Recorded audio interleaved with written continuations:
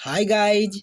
आज का मेरा मेन चैप्टर गरीबी और बेरोजगारी से है, जिसमें हम पार्ट 1 में गरीबी से रिलेटेड वीडियो बना चुके हैं और पार्ट 2 में आज हम बेरोजगारी से रिलेटेड वीडियो लेकर आए हैं। अगर आप मेरे इस वीडियो में नए हैं तो पहले लाइक, शेयर और सब्सक्राइब जरूर करें। चलिए, क्वेश्चन नंबर 1 कह रहा है कि गांव में कैसी बेरोजगारी है। 1 में खुली बेरोजगारी, 2 में छिपी बेरोजगारी, 3 में अल्प बेरोजगारी या 4 में संरचनात्मक बेरोजगारी। तो गांव में छिपी हुई बेरोजगारी है ऑप्शन नंबर 2। शहर में कैसी बेरोजगारी है। 1 में खुली हुई बेरोजगारी, 2 में छिपी हुई बेरोजगारी, 3 में अल्प बेरोजगारी और 4 में संरचनात्मक बेरोजगारी। तो शहर में खुली हुई बेरोजगारी है ऑप्शन नंबर 1।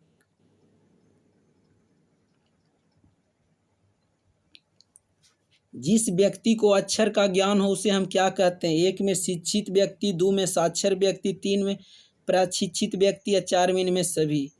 तो जिस व्यक्ति को अक्षर का ज्ञान है उसे हम साक्षर व्यक्ति कहते हैं ऑप्शन नंबर 2।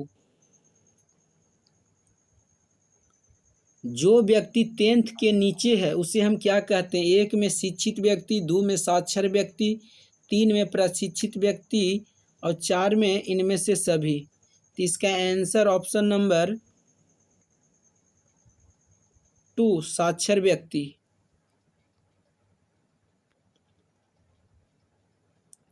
5 नंबर क्वेश्चन, जो व्यक्ति 12th से ऊपर हो उसे हम क्या कहते हैं। जो व्यक्ति 12th से ऊपर हो उसे हम क्या कहते हैं। 1 में शिक्षित व्यक्ति, 2 में साक्षर व्यक्ति, 3 में प्रशिक्षित व्यक्ति या 4 में इनमें सभी। इसका आंसर ऑप्शन नंबर 1 शिक्षित व्यक्ति। जिस व्यक्ति के पास टेक्निकल डिग्री हो उसे हम क्या कहते हैं। 1 में शिक्षित व्यक्ति, 2 में साक्षर व्यक्ति और 3 में प्रशिक्षित व्यक्ति या 4 में इनमें सभी। तो जिस व्यक्ति के पास टेक्निकल डिग्री है उसे हम प्रशिक्षित व्यक्ति बोलते हैं ऑप्शन नंबर 3। भारत में सबसे ज़्यादा कौन सा बेरोजगारी है। 1 में शिक्षित बेरोजगारी, 2 में अल्प बेरोजगारी, 3 में संरचनात्मक बेरोजगारी या 4 में चक्रीय बेरोजगारी। तो भारत में सबसे ज़्यादा शिक्षित बेरोजगारी है ऑप्शन नंबर 1। क्षेत्र के आधार पर बेरोजगारी के कितने भागों में बांटा गया है। 1 में 1 भाग, 2 में 2 भाग, 3 में 4 भाग और 4 में 7 भाग। तो क्षेत्र के आधार पर बेरोजगारी को 2 भागों में बांटा गया ऑप्शन नंबर 2। ग्रामीण क्षेत्र में अधिकतर जनसंख्या किससे आजीविका चलाती है। 1 में स्वरोजगार से, 2 में कृषि से, 3 में नौकरी से या 4 में इनमें सभी से। इसका आंसर ऑप्शन नंबर 2 कृषि से। 10 नंबर क्वेश्चन, ग्रामीण क्षेत्र में बेरोजगारी की संख्या क्या है। अधिक है, कम है, बराबर है, इनमें से कोई नहीं। तो ग्रामीण क्षेत्र में बेरोजगारी की संख्या कम है ऑप्शन नंबर 2। 11 के कह रहा है कि ग्रामीण क्षेत्र में समय समय धड़के काम मिलता है उसे हम कौन सी बेरोजगारी कहते हैं। ग्रामीण क्षेत्र में समय समय के अनुसार काम मिलता है उसे हम कौन सी बेरोजगारी कहते हैं। 1 में छिपी बेरोजगारी, 2 में प्रच्छन्न बेरोजगारी, 3 में अदृश्य बेरोजगारी और 4 में मौसमी बेरोजगारी। तो 11 के आंसर ऑप्शन नंबर 4 मौसमी बेरोजगारी कहते हैं। इनमें कौन छिपी हुई बेरोजगारी का दूसरा नाम है। अदृश्य बेरोजगारी, प्रच्छन्न बेरोजगारी, इनमें दोनों, अब 12 के 4 में इनमें कोई नहीं। तो इसका आंसर ऑप्शन नंबर 3 इनमें दोनों, अदृश्य बेरोजगारी और प्रच्छन्न बेरोजगारी दोनों। शहरी बेरोजगारी कितने प्रकार के होते हैं। 1 में 2 प्रकार, 2 में 4 प्रकार, 3 में 7 प्रकार और 4 में इनमें से कोई नहीं। तो शहरी बेरोजगारी 2 प्रकार के होते हैं। शहर में ऐच्छिक बेरोजगारी की संख्या क्या है। ऐच्छिक बेरोजगारी का मतलब कि जो व्यक्ति पढ़ा लिखा हो और उसे काम करने का मन नहीं करता उसे हम ऐच्छिक बेरोजगारी कहते हैं। तो शहर में ऐच्छिक बेरोजगारी की संख्या क्या है? 1 में अधिक है, 2 में कम है, 3 में निम्न है और 4 में इनमें से कोई नहीं। तो इसका आंसर ऑप्शन नंबर 1 अधिक है शहरों में। ग्रामीण में ऐच्छिक बेरोजगारी की संख्या क्या है? 1 में अधिक है, 2 में कम है, 3 में ज़्यादा है और 4 में इनमें से कोई नहीं। तो 15 के ऑप्शन नंबर 2 कम है। औद्योगिक बेरोजगारी कहाँ होता है? औद्योगिक बेरोजगारी कहाँ होता है? 1 में शहर में, 2 में गांव में, 3 में कस्बा में और 4 में मोहल्ला में। तो औद्योगिक बेरोजगारी शहरों में होता है, ऑप्शन नंबर 1। जो लोग शिक्षित हैं और काम करना नहीं चाहते हैं तो उसे हम कौन सा बेरोजगारी कहते हैं? अभी क्वेश्चन बताए हैं। 1 में शिक्षित बेरोजगारी, 2 में ऐच्छिक बेरोजगारी, 3 में संरचनात्मक बेरोजगारी और 4 में अल्प बेरोजगारी। जो लोग शिक्षित हैं और काम करना नहीं चाहते हैं उसे हम ऑप्शन नंबर 2 ऐच्छिक बेरोजगारी कहते हैं। ऊपर वाले क्वेश्चन में हम बताए थे। शिक्षित व्यक्ति लोग काम करना चाहते हैं पर उसे काम नहीं मिलता है तो हम उसे कौन सी बेरोजगारी कहते हैं? 1 में शिक्षित बेरोजगारी, 2 में ऐच्छिक बेरोजगारी, 3 में संरचनात्मक बेरोजगारी और 4 में अल्प बेरोजगारी। इसका आंसर ऑप्शन नंबर 1 शिक्षित बेरोजगारी। भारत में शिक्षा प्रणाली कैसी है? 1 में डिग्री धारक, 2 में उपाधि धारक, 3 में इनमें दोनों और 4 में इनमें से कोई नहीं। इसका आंसर ऑप्शन नंबर 3 ए और बी दोनों, उपाधि धारक और डिग्री धारक दोनों। मानव दिन को हम कितने घंटा से सूचित करते हैं? 1 में 10 घंटा, 2 में 8 घंटा, 3 में 6 घंटा और 4 में 9 घंटा। तो मानव दिन को हम 8 घंटा से सूचित करते हैं, ऑप्शन नंबर 2। अगर किसी व्यक्ति को एक सप्ताह में 28 घंटा काम मिलता है तो उसे हम कौन सा बेरोजगारी कहते हैं? 1 में सीमित अल्प बेरोजगारी, 2 में अति अल्प बेरोजगारी, 3 में संरचनात्मक बेरोजगारी या 4 में चक्रीय बेरोजगारी। अगर किसी व्यक्ति को एक सप्ताह में 28 घंटा काम मिलता है तो उसे हम अति अल्प बेरोजगारी कहते हैं, ऑप्शन नंबर 2।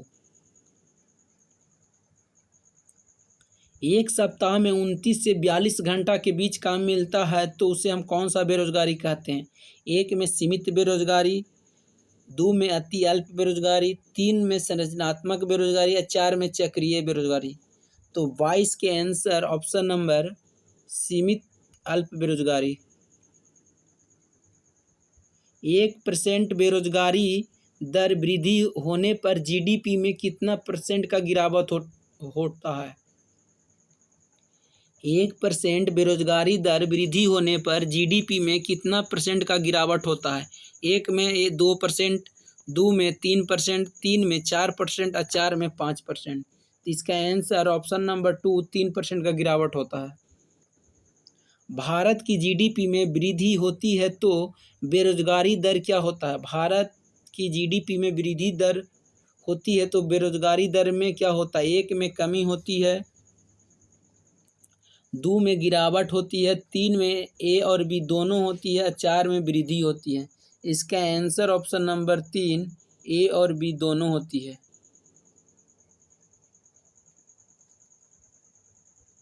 भारत की बेरोजगारी दर में वृद्धि होती है तो जीडीपी में क्या होता है?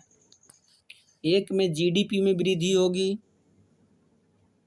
होती है, 2 में जीडीपी में कमी होती है, 3 में बेरोजगारी दर की कमी होती है, 4 में इनमें से कोई नहीं। तो इसका आंसर ऑप्शन नंबर 2।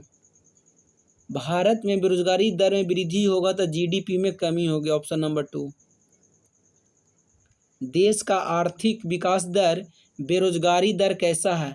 देश का आर्थिक विकास दर बेरोजगारी दर कैसा है? उल्टा है, सीधा है, इनमें दोनों हैं, इनमें से कोई नहीं है। 26 के आंसर ऑप्शन नंबर 1 उल्टा है।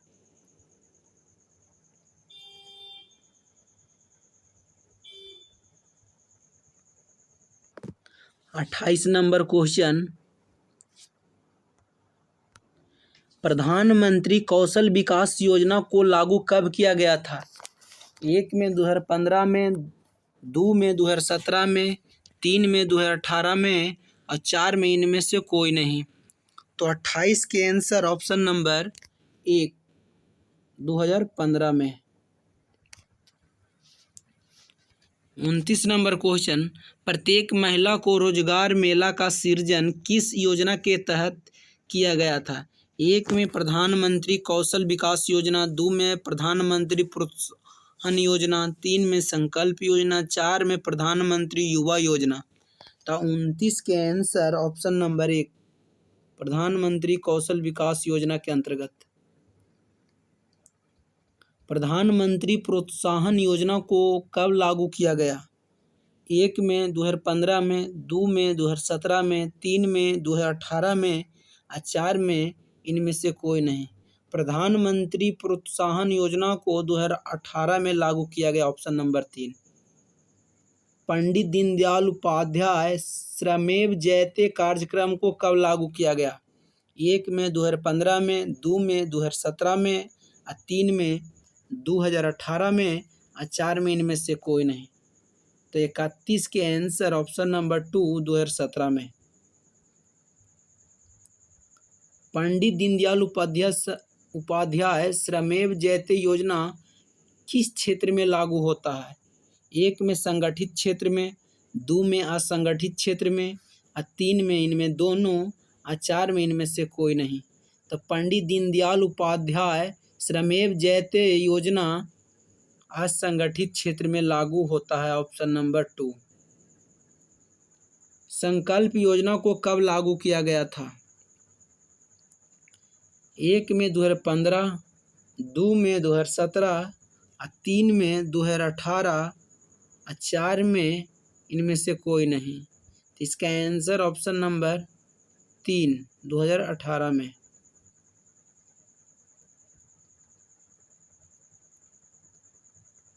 प्रधानमंत्री युवा योजना को लागू कब किया गया?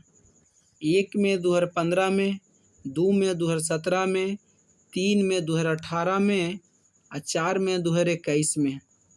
इसका आंसर ऑप्शन नंबर 4 2021 में। वह व्यक्ति जो कार्य को करने के लिए मानसिक योग्यता का सहारा लेता है उसे हम क्या कहते हैं? 1 में कर्मचारी, 2 में श्रमिक, 1 में मजदूर, 2 में श्रमिक, 3 में कर्मचारी और 4 में इनमें से सभी। इसका आंसर ऑप्शन नंबर 3 कर्मचारी।